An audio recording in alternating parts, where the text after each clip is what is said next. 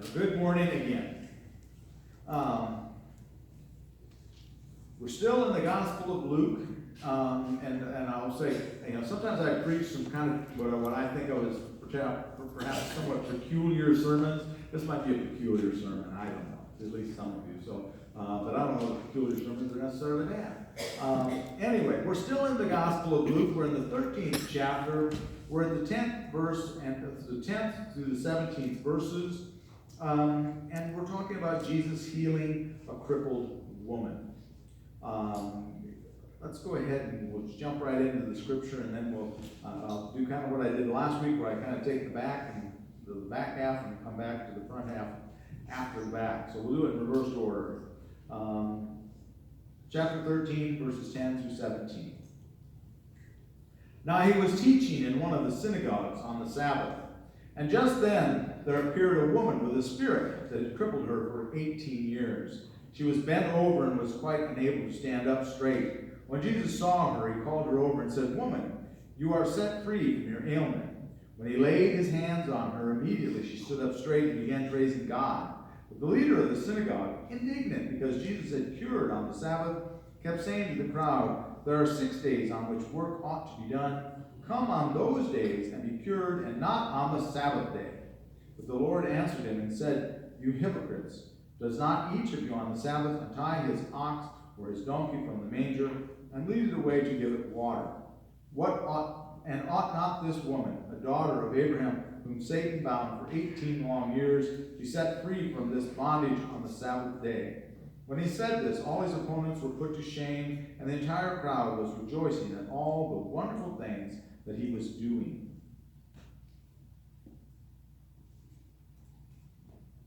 So before we deal with the healing, let's talk about this reaction that the leader of the synagogue has about Jesus and healing on the Sabbath.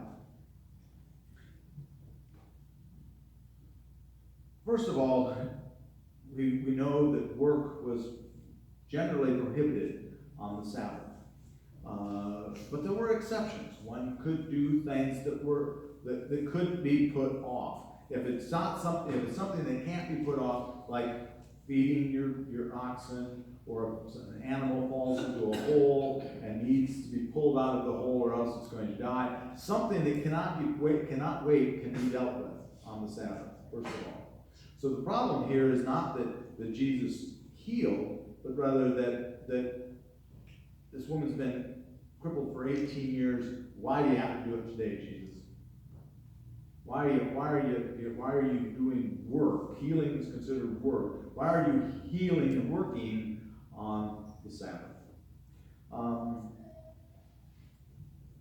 We have that same kind of a thing. We don't like interruptions. The whole thing with the Sabbath, and the Sabbath really came into vogue, to use a better word, during the exile. Judaism changed a lot during the exile, and we've talked about that before. But the staunch observance of the Sabbath really is something that came out of the exile. When no longer are you in the chosen land, the land that God has given to you, no longer do you have the temple. The temple's been destroyed. Now we have the advent of the Pharisees, starts during the exile, and with the Pharisees come the synagogues. And with the synagogues comes this very strong emphasis upon the Sabbath and observing the Sabbath. And so the idea of the observance of the Sabbath is a good idea, because what it is you set aside a day when you focus on God. This is a day that we dedicate to God. And the whole idea is that this is a method or a mode to generate our focus, our emphasis on how great God is and what we are supposed to do, and that's to worship God and to grow in our relationship with God. So the idea of the Sabbath is that focusing. And so anything that deviates from that focus, going out and working in the fields, things like that, that's not to be done, because that disrupts the focus, and the focus is God. We do the same thing. We changed the Sabbath from Saturday to Sunday because of Resurrection Day. So we as Christians, but we've kept the Sabbath. And for many gathered here can remember a time when no businesses were open on Sundays. People didn't go out and work unless it was something that couldn't wait. But that was still allowed. But people didn't even, if you lived in town, people didn't mow their grass on Sunday. You didn't hear lawnmowers running on Sunday. You sure didn't hear them at 6 o'clock or 7 o'clock in the morning like you might now. But things were not, the idea was that Sunday for us is to be a day that focuses us in on God. We've dedicated this day and our focus is to be on God. Excuse me. And we've designed our worship services towards that point, haven't we? All the hymns that we sing that we take so familiar, all of these things, the time we spend in prayer, hopefully the whole idea of this time together as worship is a funnel, a conduit to bring your attention to God and to lift up God. And to witness to each other. We've talked about that before. So anything that would disrupt that is something that is looked down upon, especially in Jesus' time. So Jesus healing this woman on the Sabbath, they're upset. Oh my word, you've taken the focus away from God. Is what they're looking at here. And of course, I would contend that they have missed the point on that. The woman has been tortured for 18 years by whatever's going on with her. She's been bent. And Jesus says, the most loving thing that I can do is not to make her wait another day. And of course, he even says, what better day to heal her than the Sabbath? Because Jesus is looking at this healing in a different way. They're looking at the healing as work, right? You're doing work. You're not supposed to do work. Jesus is looking at it as, I'm loving this child of God. I'm doing something to further the focus on God by helping her out and relieving her of whatever this ailment is. Now here in the scripture, we're going back to the beginning now. Again, it's a spirit that had crippled her for 18 years. It's a spirit. The idea here is that this isn't necessarily a physical thing that's going on. When you look at this in the Greek, this is a spirit. Of course, we can look at that, and he talks later about Satan binding her. We can look at that as an evil spirit, or we can look at it as something else, and that it's the way she's dealing with something. There's something weighing her down. She's bent over by life, by loss, by being ashamed, ridiculed, what have you. All of us know that certain things can weigh on our shoulders like weights. Our past, our just embarrassment, many things, worrying about your children, or worrying about what have you, and pretty soon the weight is starting to literally bend you over, and we start to stoop, and we start to look down. We know that standing upright gives us projection of being more healthy. Also makes us look thinner too, so that would be good. So I should always make sure that I'm standing straight because I look a little thinner, right, Jack? Yep. Just a little bit. But anyway, so we have this projection of being upright and feeling like I can look you in the eye. And this is like she's ashamed and she can't look them in the eye, so she's gradually lowered her gaze, and over time she's so bent. And what Jesus has done is he's come over and he said, I accept you the way you are. I love you the way you are. He's came over and he's touched her. I believe it even says he touches her. Laid hands on her. You are a child of God. You are important. You're not just some frivolous thing, something that gets washed away or pushed away, that we don't want to pay attention to you because we're too busy worshiping God to take care of God's children. That's not what worship is about. And here becomes the peculiar thing. I'm going to relate a peculiar illustration to what's going on here. As I mentioned at the beginning, our daughter Madeline has gotten engaged, and Gail and I are very excited. And Gail's very excited because her fiance is a Marine. He's a Marine Corps sergeant. He's an infantry soldier. He's going to school now at Creighton, but Gail likes it because she feels that this young man will be able to take care of and protect her daughter. So but he's a very he has a very the Corps gives you a core belief, and there's some beliefs that he has, and some things that are his guiding principles as a Marine.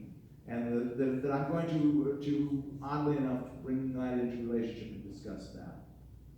The Marine Corps has a couple of, Semper Fi, always faithful, is their slogan. That's what they live by. They're always faithful to one another. But there's a couple of different things that they live by that are not necessarily per se mottos, but they're things they live by. And one is no one is left behind. Used to be no man left behind, but now within the modern combat, there can be women in combat as well. So it's no one is left behind. All are equally important. It does not matter whether I like you or not.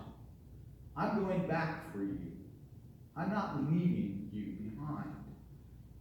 And I'll fight for you every inch of the way. And I know you will fight for me.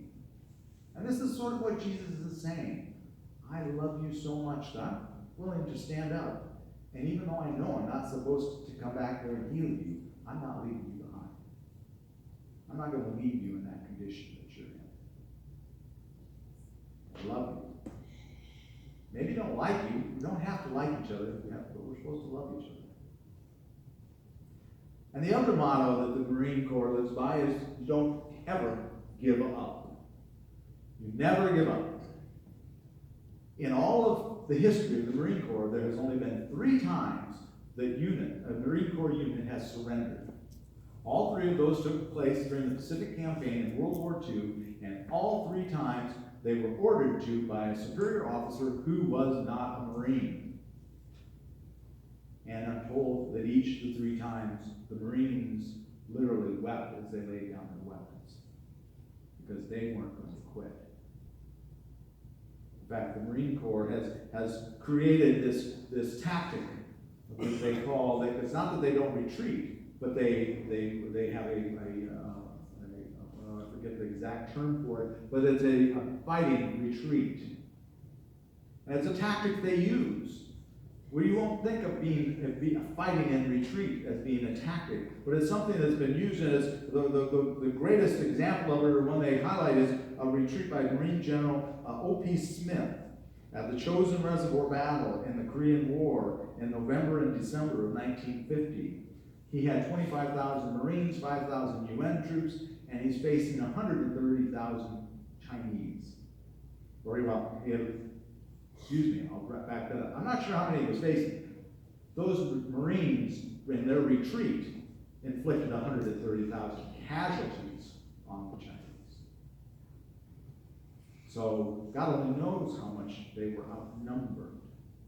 Now that's a strange and peculiar illustration, but the point is that we are there for each other. We don't leave each other behind, and we never give up.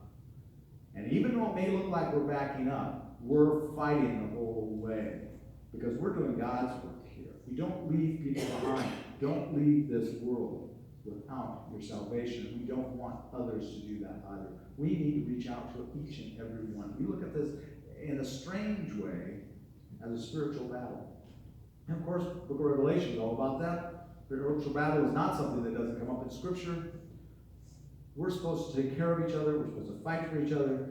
We don't leave each other behind, and we never, ever give up.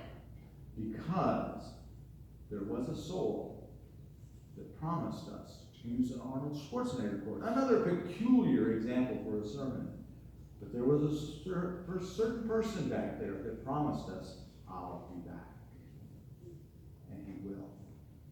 We have faith in him. So even though we feel surrounded, Chesty Pullard was a famous Marine, and he said, we're surrounded. Good, that simplifies things. In this world, we as Christians can feel surrounded. We can feel like we're getting shot at on every side. But we don't give up, because we know we serve a Savior that will get us through this. We're in this together. Let's love each other. Let's fight for each other. Let's heal each other, no matter whether the world feels like we should be trying to heal each other or not. Let's pray. Dear Heavenly Father, we thank you so very much for Jesus and all that he did for us, the sacrifice and the blessing, the message of the cross. Lord, we just lift it up to you, and we ask that you guide us, that you forgive us when we're inclined to give up, Lord. We ask that you fill our heart with renewed spirit, with renewed enthusiasm and new faith that you will be there for us no matter what. We pray this in your loving name.